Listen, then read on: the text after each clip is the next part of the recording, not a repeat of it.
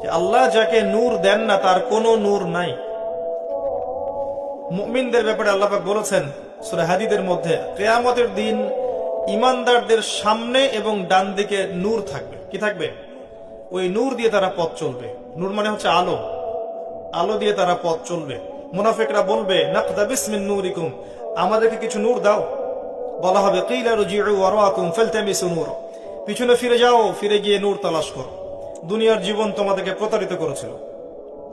সূরা তাহরিমে আছে, ইমানদাররা দোয়া করবে, রব্বানা আতমিম লানা নূরানা ওয়াগফির লানা ইন্নাকা আলা কুল্লি শাইইন কাদির। হে আল্লাহ, আমাদের উপর আপনার পক্ষ থেকে নূর দান করুন, আমাদেরকে রহম করুন, এবং আপনি প্রত্যেকটা বিষয়ের উপর কর্তৃত্বশীল।